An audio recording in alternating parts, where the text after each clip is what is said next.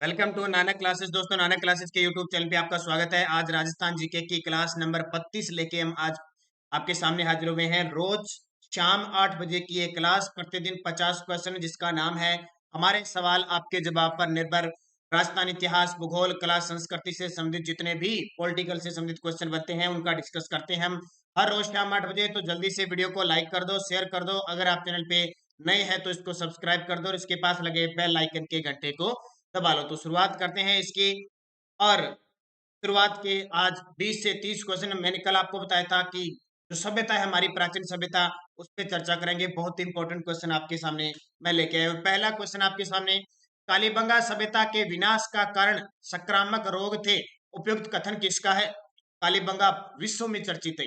हमारे राजस्थान भारत में तो चर्चित है कालीबंगा सभ्यता, विश्व में चर्चित है। लेकिन कालीबंगा सभ्यता का विनाश संक्रामक रोग के कारण हुआ। ये जो अब रोग चल रहा है ना, संक्रामक, जैसे कोरोना चल रहा है, तो इससे दुनिया तबाह हो सकती है, इस प्रकार का रोग था। यह कथन किसका था कि संक्रामक रोग के कारण दुनिया खत्म हुई थी? कालीबंगा सभ्यता की। गोपीनाथ शर्मा की, एलपी टेस्टिटोरी, के यू आर कैनेडी या डॉक्टर दशरथ शर्मा? किसने कहा था? तो इसका जो सही जवाब हो जाएगा, ये कहा था के यू आर कैनेडी ने कहा था कि कालीबंगा सभ्यता का विनाश संक्रामक रोग के कारण हुआ था। ये क्वेश्चन बहुत बार एग्जाम में पूछा जाता है। कालीबंगा सभ्यता घग्गर नदी के किनारे राजस्थान के हनुमानगढ़ जिले में है, जिसका कालीबंगा सिंधी भाषा का शब्द है, जिसका अर्थ है काले रंग की चूड़ियां। और इसकी खोज 1952 में अमलानंद घोष ने की थी। अगला क्वेश्चन देखो, कालीबंगा सभ्यता पर 90 पैसे का डाक टिकट कब जारी किया गया? पहली बार सुना होगा लगभग विद्यार्थियों, जो रीट के विद्यार्थी हैं, शायद उन्होंने एनसीईआरटी की या आरबीएससी की बुक पढ़ी है, उसमें यह क्वेश्चन मिलता है और कहीं नहीं मिलता। कालीबंगा सभ्यता पर 90 पैसे का डाक टिकट कब जारी किया गया? 1957, 1961, 1965 या फिर 1952? तो इसका सही जवाब हो जाएगा 1961 में कालीबंगा सभ्यता पर 90 पैसे का डाक टिकट जारी हुआ। अब आपसे पूछे राजस्थान की प्रथम इमारत या प्रथम स्मारक जिस पे डाक टिकट जारी हुआ, तो याद रखना 15 अगस्त 1949 को विजय स्तंभ पर डाक टिकट जारी हुआ था, 1 रुपए का। वो क्वेश्चन भी पेपर में पूछा जाता है। हाइड्रोसफ्लीज रोग की जानकारी किस पुरातात्विक स्थल से प्राप्त हुई है? हाइड्रोसफ्लीज रोग की जानकारी किस पुरातात्विक स्थल से प्राप्त हुई है? आहड़, बागोर, बालाथल, कालीबंगा? और ये प्राचीन सभ्यता से पेपर में क्वेश्चन आता ही आता है। खास करके हमारी जो कालीबंगा, गणेश्वर, विराट, आहड़ सभ्यता, ये 3-4 सभ्यताओं से पेपर में क्वेश्चन पूछा ही पूछा जाता है। तो किस पुरातात्विक स्थल से जानकारी मिलती है? कालीबंगा से मिलती है, क्योंकि आपने पता होगा कालीबंगा में शल्य चिकित्सा की, विश्व में सबसे पहले शल्य चिकित्सा का जो प्रारंभ माना जाता है वो कालीबंगा में माना जाता है। और कालीबंगा शल्य चिकित्सा के प्रमाण का पता कैसे लगता है? यहाँ पे एक खोपड़ी मिली है जिसके 6 छेद बताए गए हैं। 6 छेद, एक खोपड़ी के 6 छेद। इसी को क्या कहते हैं? हाइड्रोसफ्लीज रोग उसको उस मानव में था, इसका मतलब कालीबंगा से पता लगा है। पीके थापर ने रेडियो कार्बन पद्धति C14 के अनुसार कालीबंगा सभ्यता का कालक्रम क्या बताया है? पीके थापर ने, देखो वैसे तो हम पढ़ते हैं ना कालीबंगा सभ्यता का उत्खनन काल 2350 ईस्वी पूर्व से 1750 ईस्वी पूर्व, ये पढ़ते हैं। कार्बन C14 पद्धति के अनुसार सही कालक्रम, लेकिन अलग अलग इतिहास वेदाओं के आधार पर अलग अलग होता है। जैसे बीके थापर ने क्या कहा? पीके थापर ने रेडियो कार्बन पद्धति के अनुसार कालीबंगा सभ्यता का कालक्रम क्या बताया? 1750 ईस्वी पूर्व, 2300 ईस्वी पूर्व, 2750 ईस्वी पूर्व या 2500 ईस्वी पूर्व? तो बीके थापर ने बताया 2300 ईस्वी पूर्व बताया। बीके थापर और बीबी लाल, नाम जानते हो ना, कालीबंगा सभ्यता के उत्खनन करता थे। बीबी लाल और बीके थापर और एमडी खरे, तीनों ने कालीबंगा सभ्यता का उत्खनन किया था, जबकि खोज 1952 में अमलानंद घोष ने की थी। कालीबंगा सभ्यता को सैंधव सभ्यता की तीसरी राजधानी किसने कहा? सैंधव सभ्यता यानी सिंधु घाटी सभ्यता की तीसरी राजधानी किसने कहा? Doctor Dashrath Sharma, doctor Gopinath Sharma, G H Ojha या ईश्वर प्रसाद शर्मा? बहुत ही खास क्वेश्चन है और लगभग चर्चित है और आपने इस क्वेश्चन को पढ़ा ही होगा। कालीबंगा सभ्यता को सैंधव यानी सिंधु घाटी सभ्यता की तीसरी राजधानी कहने वाले थे डॉक्टर दशरथ शर्मा। किसने कहा था? डॉक्टर दशरथ शर्मा।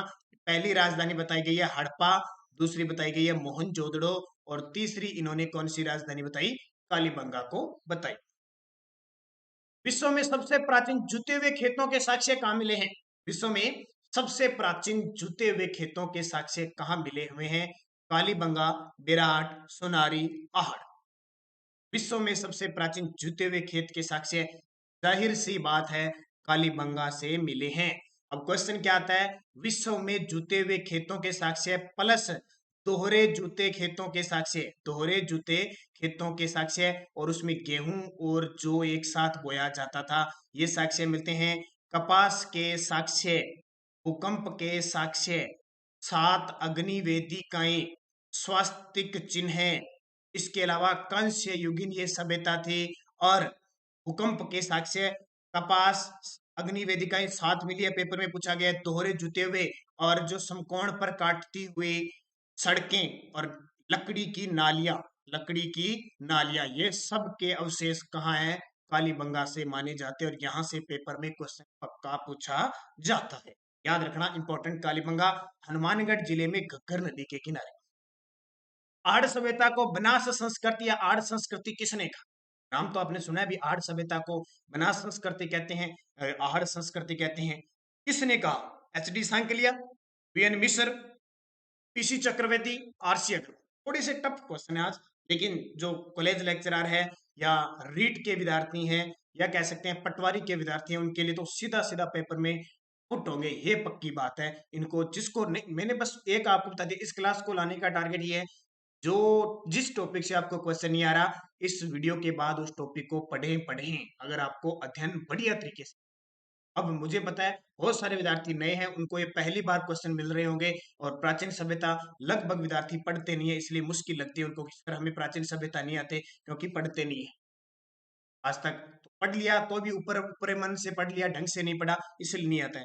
तो अब भी पता है कि आर्य सभ्यता को बनास संस्कृति क्यों कहते हैं? क्योंकि बनास नदी घाटी सभ्यता में विकसित हुई थी, और बनास की सहायक नदी बेड़च नदी के किनारे ये आर्य सभ्यता है। इसको धूलकोट और आघाटपुर के नाम से जाना जाता है। अब इसको बनास संस्कृति या आहड़ संस्कृति किसने कहा? तो याद रखना एच डी सांकलिया ने कहा था, एच डी सांकलिया ने इसको कहा था। एच डी सांकलिया आगे आएंगे, ध्यान रखना। आर्य सभ्यता के सर्वप्रथम उत्खनन का कार्य किसने किया था? ए के व्यास, आरसी अग्रवाल, वीएन मिश्र, विजय कुमार। आर्य सभ्यता के सर्वप्रथम उत्खनन का कार्य किसके द्वारा किया गया? आर्य सभ्यता के बारे में आपको थोड़ा बहुत पता होना चाहिए, कुछ क्वेश्चन हमने कालीबंगा के कर लिए। ए के व्यास, ए के व्यास का नाम है अक्षय कीर्ति व्यास। अक्षय कीर्ति व्यास ने सबसे पहले इसकी खोज की थी, यानी उत्खनन किया था या खोज की थी 1953 में। अक्षय कीर्ति व्यास ने आर्य सभ्यता की खोज थी, जो बेड़च नदी के किनारे उदयपुर में है। बस्ती को बाढ़ से बचाने हेतु बांधों का प्रयोग किस पुरातात्विक स्थल से प्राप्त हुए हैं? बस्ती थी ना, यानी नगर या शहर या गांव को बाढ़ से बचाने हेतु बांधों का प्रयोग किया गया, ये जानकारी किस पुरातात्विक स्थल से प्राप्त हुई है? गणेश्वर से, कालीबंगा से, विराट से, या बागोर से? जल्दी से कमेंट करके बता दीजिए। और मैंने स्पेशल आपको राजस्थान की प्राचीन सभ्यता का टॉपिक दे दिया, क्योंकि कुछ दिन पहले हमारी 9 बजे की क्लास चलती थी, उसमें पूरा डाटा मैंने दे दिया, पूरा डाटा दे दिया। तो आप प्ले लिस्ट में जाके देख सकते हो, नानक क्लासेस की प्ले लिस्ट में जाके देखोगे, राजस्थान इतिहास, राजस्थान कला संस्कृति, राजस्थान भूगोल, राजस्थान पॉलिटिकल, भारत का संविधान, सब वीडियो पढ़े हैं। आप जरूर देखना, जो पहली बार चैनल पे आए हैं वो जरूर देख लेना। ये काम टॉपिक सारे मेरे हुए, और सुबह 7 बजे करंट अफेयर्स की क्लास तो आप क्लियर देखते ही हो, आपको पता है रोज आपको 7 बजे मिल जाती है। और टेलीग्राम ज्वाइन कर लो आप, टेलीग्राम पर नानक क्लासेस स्टडी अड्डा ग्रुप बना हुआ है, उस पर लिंक, पीडीएफ वगैरह सारी जो भी महत्वपूर्ण बातें वहां पे आपको प्राप्त हो जाती है। तो इसका उत्तर हो जाएगा गणेश्वर। जब मैंने गणेश्वर सभ्यता करवाई थी तो आपको पता है मैंने ये बताया था कि पत्थर के बांध प्राप्त हुए हैं, पत्थर के बने बांधों और घरों का विवरण कहां से प्राप्त हुआ है? गणेश्वर सभ्यता, जो सिक्कर में नीम का थाना, सिक्कर में नीम का थाना कांतली नदी के किनारे, जिसका उत्खनन खोज 1972 में रतन चंद्र अग्रवाल ने किया। और गणेश्वर सभ्यता को ताम्रयुगीन सभ्यता की जननी कहा जाता है, और यहां से मछली पकड़ने के कांटे मिले हैं। इतनी बात मैंने आपको बताई थी। रोमन एम्पोरा विशेषता वाले मर्द कहाँ पाए गए हैं? रोमन, जो रोम क्षेत्र के थे, वहां की विशेषता वाले मर्द भांड, यानी मिट्टी के भांड, मिट्टी के बर्तन, मिट्टी का कोई भी वस्तु बनाई हुई कहां से प्राप्त हुआ है? तो है भरतपुर से, नलियासर जयपुर से, हिनमाल जालोर से, या उपयुक्त सभी से। रोमन एम्पोरा विशेषता वाले मर्द भांड पाए जाते हैं, यानी कहाँ प्राप्त हुए? याद रखना, कहां से? भीनमाल जालोर से। कहां से? भीनमाल जालोर से प्राप्त हुए हैं। और रोमन एम्पोरा। भीनमाल जालोर की जब भी बात आई है तो कवि माख, इसको राजस्थान का वाल्मीकि कहते हैं, जन्मस्थली भीनमाल। और राजस्थान में सबसे पहले हवेन सांग, नाम सुना ना आपने कि भारत में हवेन सांग एक चीनी यात्री था, किसके शासनकाल में आया था? हर्षवर्धन के शासनकाल में। राजस्थान में कहा आया था? भीनमाल जालोर के अंदर आया था। रेडियो कार्बन पद्धति C14 के अनुसार गणेश्वर सभ्यता का कालखंड क्या माना जाता है? रेडियो कार्बन पद्धति क्या है? ये पुरातात्विक स्थल का पता लगाने के लिए, कितने समय की है उसका पता लगाने के लिए ये एक पद्धति है। रेडियो कार्बन पद्धति C14 के अनुसार जो गणेश्वर सभ्यता है उसका कालक्रम क्या माना जाता है? आज से 2350 ईस्वी पूर्व, 2800 ईस्वी पूर्व, 4000 ईस्वी पूर्व या 1750 ईस्वी पूर्व। जिस दिन खोज हुई थी उससे कितनी 4000 ईस्वी, ये सॉरी 2800 ईस्वी पूर्व प्राचीन मानी जाती है। 2800 ईस्वी पूर्व प्राचीन मानी जाती है गणेश्वर सभ्यता, और 4000 ईस्वी पूर्व मानी जाती है अहाड़ सभ्यता। और 2350 से 1750 ईस्वी की कौन सी मानी जाती है? ईस्वी पूर्व की कौन सी मानी जाती है? कालीबंगा सभ्यता मानी जाती है। तो तीनों का पेपर में पूछा जा सकता है। बालाथल पुरातत्व स्थल कहाँ पे है? बालाथल, बालाथल सीधा सीधा दिमाग में पेपर में आएगा। कोटड़ा उदयपुर में, जाडोल उदयपुर में, वल्लभनगर उदयपुर में, या फिर उपयुक्त में से कोई नहीं। याद रखना, वल्लभनगर उदयपुर में बालाथल। देखो है उदयपुर सारे, इतना तो पता है कि बालाथल उदयपुर में, लेकिन तहसील पूछ ली जाती है वल्लभनगर, ये चर्चा में है, आपको पता है। यहाँ पे उपचुनाव होने थे, अभी एक सीट खाली है ना, गजेंद्र सिंह शेखावत, गजेंद्र सिंह शेखावत के निधन के बाद यहाँ पे उपचुनाव होने थे, तो ये सीट खाली है। वल्लभनगर आगे आने में वाले में चर्चा रहेगी। तो बालाथल सभ्यता वल्लभनगर उदयपुर में है, और यहाँ विराट के बाद सूती कपड़े के अवशेष मिले हैं, याद रखना। इस पुरातात्विक स्थल को आदिम संस्कृति संग्रहालय कहा जाता है? इस पुरातात्विक स्थल को आदिम संस्कृति संग्रहालय कहा जाता है? कालीबंगा, अहाड़, बागोर या गणेश? बहुत ही इंपॉर्टेंट क्वेश्चन है, तो याद रखना, अहाड़ सभ्यता को आदिम संस्कृति संग्रहालय कहते हैं, क्योंकि यहाँ पे बनासियन पुल है, बनासियन पुल के अवशेष प्राप्त हुए। बुल, जो बुल है ना, बनासियन बुल के अवशेष प्राप्त हुए हैं, याद रखना। अहाड़ सभ्यता फिर बता दिया, बेड़च नदी के किनारे 1953 में अक्षय कीर्ति व्यास ने इसकी खोज की थी। ये अहाड़ सभ्यता, इसको ताम्र नगरी कहते हैं। गणेश्वर को ताम्रयुगीन सभ्यता की जननी कहते हैं, इसको ताम्र नगरी कहा जाता है। पशुपालन के सबसे प्राचीन अवशेष खोजे गए हैं, ये तो बहुत इंपॉर्टेंट, और आरपीएससी कॉलेज लेक्चरर के अंदर तो उसका स्पेशल टॉपिक दिया हुआ है। सोनारी झुंझुनू से, रंगमहल हनुमानगढ़ से, कालीबंगा हनुमानगढ़ से, या बागोर भीलवाड़ा से। पशुपालन के सबसे प्राचीन अवशेष खोजे कहाँ गए हैं? पशुपालन के सबसे प्राचीन जो अवशेष खोजे गए हैं वो बागोर भीलवाड़ा से खोजे गए हैं, और ये बागोर भीलवाड़ा कोठारी नदी के किनारे है। भीलवाड़ा में कोठारी नदी के किनारे है, जिसका उत्खनन वीएन मिश्र ने किया था। इसका उत्खनन किसने किया था? वीएन मिश्र के द्वारा किया गया था। ये आपके लिए इंपॉर्टेंट है। पशुपालन के सबसे प्राचीन अवशेष बागोर भीलवाड़ा।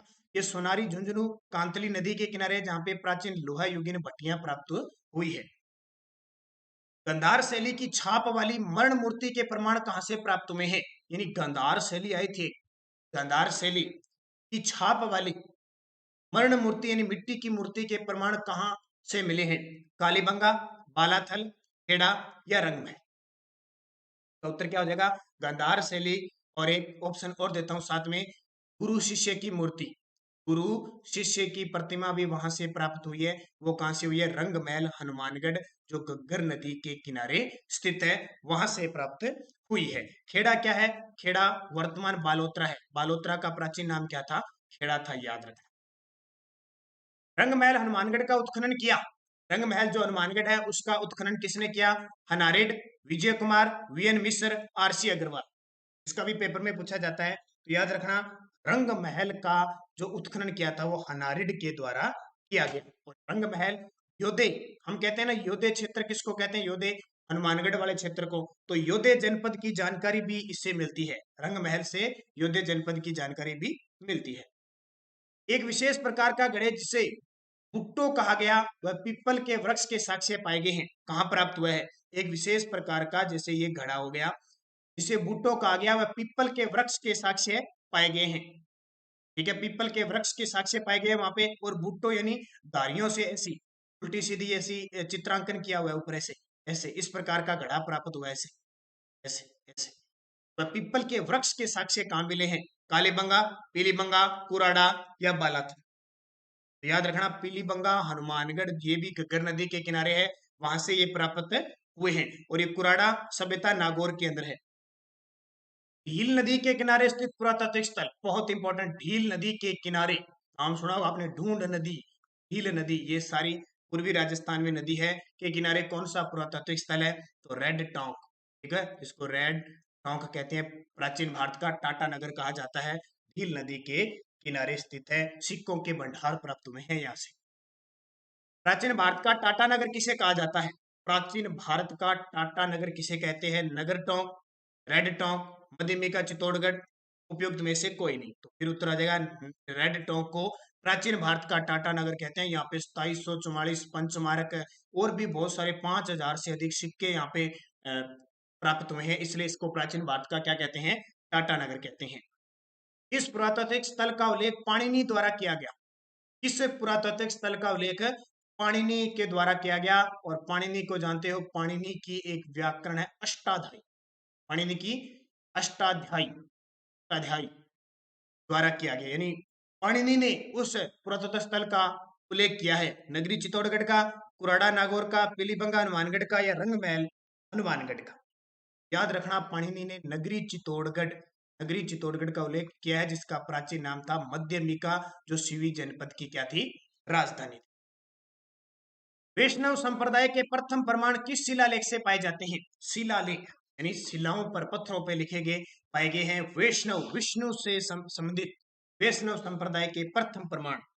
कुंभलगढ़ शिलालेख, बसंतगढ़ शिलालेख, गोसुंडू शिलालेख या बिजोलिया शिलालेख। और शिलालेख से भी क्वेश्चन आते हैं। सुबह 7 बजे करंट प्लेस की क्लास में आपको मैं लास्ट 5-7 क्वेश्चन पेपर में आए हुए देता हूँ, लगभग क्वेश्चन सही करते हैं। तो अभी जो 2021 में पेपर होता है उसमें शिलालेख के बारे में पूछा था, तो उत्तर हो जाएगा गोसुंडी, जो चित्तौड़गढ़ के अंदर शिलालेख है, वहां से वैष्णव संप्रदाय के प्रमाण प्राप्त होते हैं। ये क्वेश्चन पेपर में आया हुआ है। और मैंने बहुत बार बताया, बिजोलिया शिलालेख से चौहानों की जानकारी मिलती है, बिजोलिया शिलालेख से चौहानों की। और कुंभलगढ़ शिलालेख कुंभा के समय की जानकारी। और बसंतगढ़ शिलालेख पहला ऐसा शिलालेख, तिथि अंकित शिलालेख है, लगभग 682 ईस्वी पूर्व उस पर अंकित है, कई जगह 689 भी आता है।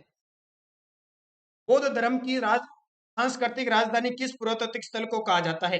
बौद्ध धर्म की सांस्कृतिक राजधानी किस पुरातात्विक स्थल को कहा जाता है? विराट, जयपुर, बागौर, भीलवाड़ा, अहाड़, उदयपुर, कालीबंगा, हनुमानगढ़। और बड़ी खास चीज मैंने बताई थी कि जब भी नाम राजस्थान के अंदर बौद्ध धर्म और मौर्य वंश का आ जाए, बौद्ध धर्म और मौर्य वंश का आ जाए, तो आपको उत्तर क्या करना है? विराट जयपुर करना है। कौन सी? विराट जयपुर, जिसे प्राचीन समय में विराट नगर कहते थे, जो मत्स्य महाजनपद की क्या थी? राजधानी थी। बौद्ध धर्म, सूती कपड़े के अवशेष और मौर्य, ये चीजें आपको याद रखनी है, विराट से मिली है। और विराट सभ्यता की खोज 1936-37 में दयाराम बहादुर साहनी के द्वारा की गई, ये पेपर में आता ही आता है।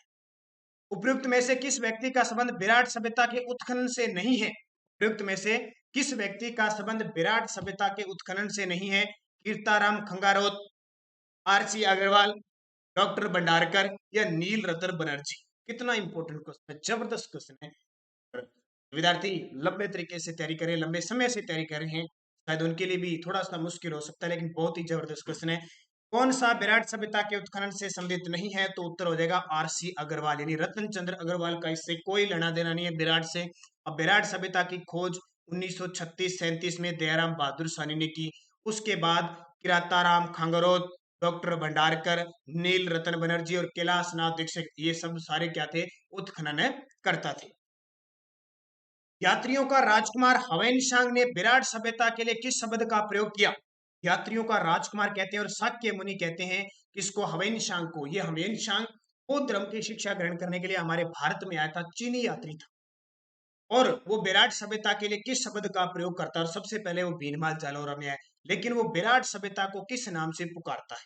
जैसे हवेनशांग भीनमाल को पीलो मोलो कहते हैं, भीनमाल को पीलो बोलो या पीलो मोलो कहते हैं, उसी प्रकार उन्होंने विराट सभ्यता को क्या कहा? क्योंकि चीनी यात्री होते हैं, आपको पता है चीनी यात्री किस प्रकार बोलते हैं। अब जैसे हवेनशांग अपने बोलते हैं, वो क्या कहते हैं? इसको अवेन चांग, अवेन चांग, छह को चय बना देते हैं, चांग। ठीक है, विराट सभ्यता के लिए उसने नाम यूज किया प्रायत्र, प्रायत्र। प्रायत्र। विराट सभ्यता के लिए किस शब्द का अवैध शांग ने प्रयोग किया? प्रायत्र। विराट सभ्यता का विनाश मिहिर कुल के आक्रमण के कारण हुआ, यह कथन किसका है? एक मिहिर कुल हूण शासक था। विराट सभ्यता का विनाश, क्योंकि देखो जिसकी उत्पत्ति हुई है, जो सभ्यता चली है, उसका विनाश निश्चित है। जैसे आज वर्तमान में जो मानव जाति चल रही है, विनाश की ओर अग्रसर होगी। ये पहला कदम है। कोरोना वायरस तो संक्रमण ही है। अब कह सकते हैं ना, बड़े बड़े विद्वान आएंगे, साहित्यकार बाद में कहेंगे कि आधुनिक जो धरती थी, ये सदी का काल, 21वीं सदी में कोरोना की महामारी की एक चपेट आई, इतना ज्यादा संक्रमण फैला कि इतनी लहर आई। हालांकि ये तो कोई ज्यादा नहीं है, नॉर्मल बात है। ठीक है, भी घोर कलयुग आने वाला है, यानी शुरुआत इसकी हो चुकी है। जो जिस सभ्यता का की शुरुआत हुई है, उसका अंत तो निश्चित है। कहते हैं ना, जो जन्म लेता है वो मरता निश्चित है। विराट सभ्यता का विनाश हुआ, और अलग अलग इतिहासकार अलग अलग बात बताते हैं। विराट सभ्यता का विनाश मिहिर कुल ने आक्रमण किया तब हुआ, ये कौन कहता है? डॉक्टर दशरथ शर्मा, दयाराम साहनी, एलपी टेसीटोरी या गोपीनाथ शर्मा? कौन कहता है ये बात? याद रखना, दयाराम साहनी, जिसने विराट सभ्यता की खोज की थी, तो उसने पूरी चिट्ठा पढ़ा, सारा पढ़ा, और उसने कहा कि मिहिर कुल एक शासक आया था, हूण शासक था, और उसके आक्रमण से ये सभ्यता समाप्त हो गई। है या नहीं है, लेकिन ऐतिहासिक बातें हैं। इस पुरातात्विक स्थल का 1934 में पुरातात्विक विभाग द्वारा किया गया, इस पुरातात्विक स्थल का यानी उत्खनन 1934 में किया गया, जहां से 103 प्रलय युक्त अध्ययन पत्र प्राप्त हुए। ठीक है, पर्णल युक्त अध्ययन है ये। ठीक है, पर्णल युक्त अध्ययन पत्र प्राप्त हुए, अध्यय पत्र प्राप्त हुए, यानी तांबे के कुछ पत्र हैं वो प्राप्त हुए। कहां से? पुराड़ा नागौर से, सांबर से, विराट से या सुनारी से? ये क्वेश्चन है। पुराड़ा नागौर से प्राप्त हुए हैं। कालीबंगा प्रथम किस पुरातात्विक स्थल को कहा जाता है? कालीबंगा प्रथम, कालीबंगा प्रथम सोनथी बीकानेर को कहा जाता है, क्योंकि 1936 में इस सोनथी बीकानेर की खोज हुई थी, इसलिए इसको कालीबंगा प्रथम कहा जाता है। भारत की सबसे प्राचीन लोहा गलाने की भट्टियों के अवशेष पाए गए। मैंने आपको पहले भी बता दिया, भारत की सबसे प्राचीन लोहा गलाने की जो भट्टियां कहां से प्राप्त हुई है? बालाथल, रेड टॉक, सोनारी या विराट? तो सोनारी झुंझुनू, जो कांतरी नदी के किनारे स्थित है, लोहा गलाने की भट्टियां प्राप्त हुई है। पक्षियों के चित्रयुक्त ईंट व एक साथ 5 अलग अलग काल की सभ्यताओं के अवशेष पाए गए हैं। पक्षियों जो ईंट है, उस पे पक्षियों के चित्र है, और एक साथ 5 अलग अलग काल की सभ्यताओं के अवशेष कहाँ पाए गए हैं? तो पक्षी, मैंने आपको चित्रकला पढ़ाई थी, वहां भी वो था कि पशु पक्षियों के पूछले चित्र कहाँ बने? बूंदी शैली में। यहाँ भी याद रखना, तो कौन सी सभ्यता हो जाएगी? नोहे भरतपुर, वो चित्र शैली थी। यहाँ उत्तर क्या हो जाएगा? नोहे भरतपुर, जो रूपारेल नदी के किनारे है। माघ, कवि माघ, थाईलैंड, ब्रह्मगुप्त इत्यादि का संबंध किस पुरातात्विक स्थल से? ये मैंने आपको बताया था। एक हिंट में है, हिंट मिलते ही आप उत्तर देख सकते हो। दीनमाल जालोर से। कवि माघ, जिसको राजस्थान का वाल्मीकि कहते हैं। बहुत सारे विद्यार्थी कंफ्यूज है, राजस्थान का वाल्मीकि है, वो कवि माघ को कहते हैं। जबकि क्वेश्चन आ जाए कलयुग का वाल्मीकि, तो वो जो निरंजनी संप्रदाय के जो संपादक है हमारे राजस्थान में, गाडा डिडवाना नागौर में, जिनकी शाखा है हरिदास जी, हरि सिंह सांखला, जो एक डाकू थे, बाद में हरिदास जी के नाम से प्रसिद्ध हुए, उन्हें कलयुग का वाल्मीकि कहते हैं। किताबों में कुछ ही दिया हो, ये 2 चीजें याद रखनी है। राजस्थान का वाल्मीकि कवि माघ, और कलयुग का वाल्मीकि हरिदास सांखला या हरि सिंह जी सांखला। ठीक है, याद रखना। रोट्टू राजस्थान के किस जिले का आरक्षित वन्य क्षेत्र है? 30 क्वेश्चन तो आपके वो हो गए। अब रोट्टू एक वन्य जीव संरक्षण है, क्षेत्र है। तो राजस्थान के किस जिले में है रोट्टू? तो रोट्टू का नाम सुना होगा आपने, कहां पे है? नागौर में है। अरावली वन रोपण परियोजना कब प्रारंभ की गई? अरावली वन रोपण परियोजना 1995-96, 2001-2, 1992-93, 2007-8। अब आप सोचते होंगे कि अरावली में तो वन बहुत है, क्यों रोपण किया जा रहा है? तो खनन वगैरह किया जाता है, मिट्टी धस जाती है, पेड़ पौधों को बहुत नुकसान होता है, उससे लगातार वन रोपण की परियोजना भी कब 1992-93 से चलाई गई है। भारत सरकार द्वारा किस संभावित स्थान को चित्ता पुनर्वास योजना के लिए चुना गया है? भारत सरकार द्वारा किस संभावित स्थान को चित्ता, चित्ता देखा क्या, बाघ, चित्ता, पुनर्वास योजना के लिए चुना गया है? नारगढ़ जयपुर को, शेरगढ़ बारां को, शाहगढ़ जैसलमेर को या रामगढ़ जयपुर को? ये शाहगढ़ जैसलमेर को चुना गया है। नेशनल बांस मिशन के अंतर्गत कौन सा जिला शामिल नहीं है? नेशनल बांस मिशन योजना चली हुई है, इसके अंदर कौन सा जिला शामिल नहीं है? जालोर, बांसवाड़ा, करौली, भीलवाड़ा? तो इसमें जालोर शामिल नहीं है, ये बांसवाड़ा, करौली, भीलवाड़ा, इधर पूर्वी दक्षिणी वाले जिले शामिल हैं। शुष्क वन अनुसंधान आफरी कहाँ स्थित है? आफरी, नाम सुना होगा, आफरी काजरी, दोनों ही एक ही जगह है, आफरी और काजरी। तो कहाँ पे है? जोधपुर के अंदर है। आफरी की स्थापना 1985 में हुई थी, जबकि काजरी की स्थापना 1959 को हुई। अमृता देवी पुरस्कार किस क्षेत्र से संबंधित है? कितनी बार दे दिया और पेपर में क्वेश्चन आता ही आता है। 1730 की खेजड़ी बलिदान की प्रसिद्ध शहीद नारी अमृता देवी के नाम पे वन संरक्षण या वन्य जीव संरक्षण, अब देखो दो ऑप्शन आपके सामने आगे, वन संरक्षण के क्षेत्र में दिया जाता है, यानी वन संरक्षण में वन्य जीव वगैरह सब आ जाते हैं, और 1994 से इसकी शुरुआत हुई थी। ध्यान रखें। निम्न में से कौन सा जिला माही हाई लेवल केनाल शुद्ध पेयजल प्रत्यक्ष रूप से संबंधित नहीं है? कौन सी शुद्ध पेयजल प्रोजेक्ट से संबंधित नहीं है? माही हाई लेवल केनाल शुद्ध पेयजल प्रोजेक्ट के रूप में संबंधित नहीं है प्रत्यक्ष रूप से। राजसमंद, चित्तौड़गढ़, उदयपुर, डूंगरपुर। तो इनमें सबसे दूर कौन सा है? इनमें सबसे दूर कौन सा है?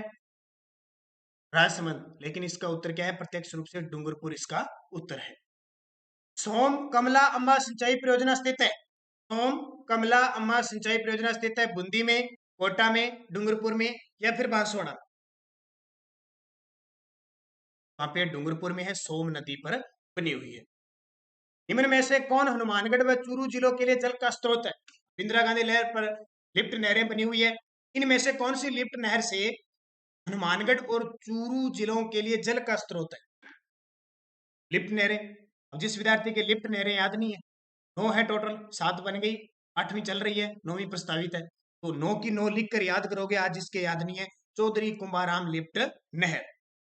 मरु विकास कार्यक्रम के प्रारंभ करने का उद्देश्य क्या रहा है? मरु विकास कार्यक्रम प्रारंभ करने का उद्देश्य क्या रहा होगा? मरुस्थलीकरण की प्रक्रिया पर नियंत्रण करने का सबसे बड़ा काम रहा होगा। मरु विकास कार्यक्रम परियोजना है किसकी? ये देखिए कितना इंपॉर्टेंट क्वेश्चन है, पेपर में क्वेश्चन आया हुआ है, 2011 के सेकंड ग्रेड में आया हुआ है, और मैं सुबह 7 बजे की करंट अफेयर्स की क्लास में पूरा आपको मरु विकास कार्यक्रम के बारे में बता चुका हूँ, इसका क्या योजना है। अब ऐसे प्रश्न आ जाते हैं पेपर में, सारा पढ़ के चले जाते हैं, जीके प्रश्न आ गया ज्योग्राफी से, मरु विकास कार्यक्रम परियोजना किसकी है? केंद्र सरकार की योजना। इसकी केंद्र सरकार की। राजस्थान में सूखा संभावित क्षेत्र कार्यक्रम चलाया जा रहा है, 9 जिलों में, 11 जिलों में, 13 जिलों में या 15 जिलों में? राजस्थान में सूखा संभावित क्षेत्र कार्यक्रम कहाँ चलाया, कितने जिलों में चलाया जा रहा है? 11 जिलों में चलाया जा रहा है। कितने? 11 जिलों में, याद रखना। महिंद्रा ग्रुप ने रिक्को, महिंद्रा ग्रुप ने रिक्को के सहयोग से किस शहर में विशेष आर्थिक जोन यानी सेज की स्थापना की है? राजस्थान में औद्योगिक क्षेत्र में सबसे ज्यादा महत्वपूर्ण कार्य करने वाली संस्था है रिक्को, उसकी सहायता से महिंद्रा ग्रुप है, उसने किस शहर में सेज की स्थापना की है? तो हम पढ़ते हैं जयपुर के अंदर सेज की स्थापना की गई है। सेज यानी स्पेशल इकोनॉमिक जोन। राजस्थान में किस उद्योग समूह की संभावना सबसे अधिक है? राजस्थान में किस उद्योग की संभावना सबसे अधिक है? जाहिर सी बात है, राजस्थान में पूरे भारत के सबसे ज्यादा खनिज भंडार है, और अभी आर्थिक समीक्षा 2020-21 के अनुसार 81 प्रकार के खनिज राजस्थान में पाए जाते हैं, जिनमें से 57 खनिजों का अभी हाल ही में दोहन हो रहा है। आर्थिक समीक्षा 2020-21 की। राजस्थान वित्त निगम आरएफसी की स्थापना किस वर्ष हुई थी? अभी राजस्थान पुलिस में पेपर क्वेश्चन पूछा था, राजस्थान वित्त निगम की स्थापना कब हुई? 1955 में। कब? 1955 में राजस्थान वित्त निगम की स्थापना हुई थी। राजस्थान के किस शहर में सीमेंट का सर्वाधिक उत्पादन होता है? राजस्थान के किस शहर में सीमेंट का उत्पादन? याद रखना, चित्तौड़गढ़ में, क्योंकि चित्तौड़गढ़ में चूना पत्थर पाया जाता है, सीमेंट के निर्माण में सबसे ज्यादा चूने पत्थर की जरूरत होती है, वो सबसे ज्यादा चित्तौड़गढ़ में, इसलिए सीमेंट नगरी चित्तौड़गढ़ को कहते हैं। पूरे भारत में सबसे ज्यादा सीमेंट आंध्र प्रदेश में होती है, 2 नंबर पर हमारा राजस्थान है, ये भी याद रखना। राजस्थान में पहला वस्त्र उद्योग कहाँ स्थापित किया गया?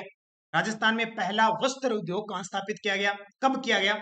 1906 में, 1925 में, 1938 में, 1889 में? ये तो आपके लिए आसान है, 1889 में स्थापित किया गया था प्रथम सूती mill, the Krishna mill limited, Beawar Ajmer में स्थापित किया गया था सेठ दामोदर दास द्वारा, ये भी आपको पता है।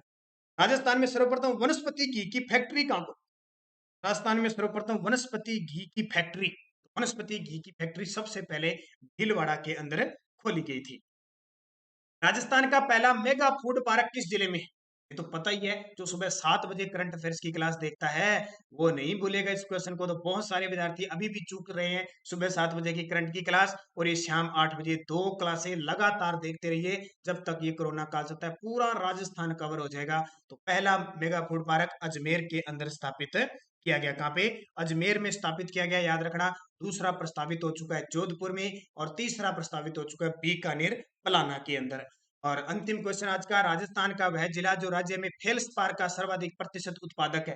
फेल्सपार सर्वाधिक कहाँ होता है? तो राजस्थान में सिरोही, टोंक, अजमेर, उदयपुर। बता दो, क्वेश्चन बार बार एग्जाम में आता है। और फिर इसका आंसर मैं देता हूँ।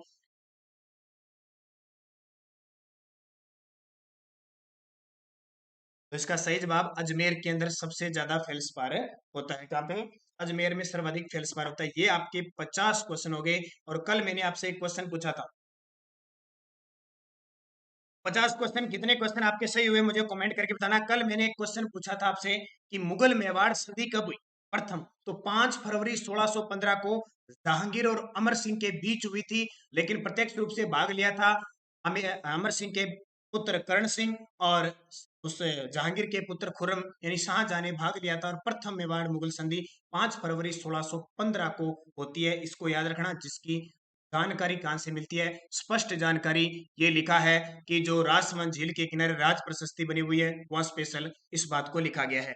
अब कल जो हमारा वीडियो था उसमें कुछ कमेंट विद्यार्थियों ने दिए थे। मुकेश गुप्ता जी ने एक दिया था कि सर टॉपिक करवाने से पहले पेपर का नाम बताइए कि कौन सा है। तो यहाँ पे टॉपिक का नाम नहीं होता है स्पेशल, न पेपर का नाम होता है, आए हुए क्वेश्चनों का संग्रह होता है। उसके बाद में B S GK and GK nice video आपका, थैंक्स आपको। अनीसा बिश्नोई ने 5 फरवरी 1615 को बताया था, बिल्कुल सही है।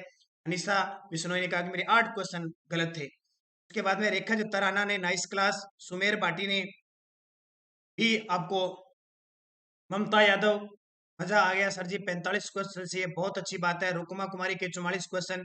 पिंकी साहू जी ने कहा कि 5 फरवरी 1615, बहुत ही अच्छी बात है। इसके अलावा ममता खानवाली ने भी 5 फरवरी 1615 बताया, प्रथम सही है। गुर्जर चेना पोसवाल जी बहुत ही अच्छा, उन्होंने जलवायु पर टॉपिक की बात कही है, तो जरूर जलवायु पे आप टॉपिक दिया जाएगा। स्वाति अग्रवाल जी, ममता बिश्नोई, सफलता एक दिन में नहीं मिलती मगर एक दिन जरूर मिलती है, बहुत ही अच्छी बात है ममता बिश्नोई जी। स्वाति अग्रवाल के आपके लगभग कमेंट सारे सही है। इसके अलावा राजगोला भरतपुर जी, आपने भी अच्छा जवाब दिया है मेवाड़ मुगल संधि के बारे में, हालांकि जनवरी आपका सही है। सपना कुमारी, बहुत ही अच्छा जवाब। स्वाति अग्रवाल, इसके अलावा मैं नाम बोल देता हूँ जिन विद्यार्थी ने, प्रवीता मेघवाल ने कहा कि 3 गलत हुए 2 आए नहीं, बहुत ही अच्छा परफॉर्मेंस है आपका। राजगोला जी ने कहा कि मेरे 45 क्वेश्चन है, बहुत ही अच्छी performance. Mamta Bishnoi, very nice class, thank you. Sumi, इन्होंने भी 1615 बताया, बहुत ही अच्छी बात है। सुमन, रीड टारगेट 5 फरवरी, थैंक यू ममता। प्रियंका मीणा जी, आपको भी धन्यवाद। सुनीता कुचूरा ने कहा 48 क्वेश्चन सही है।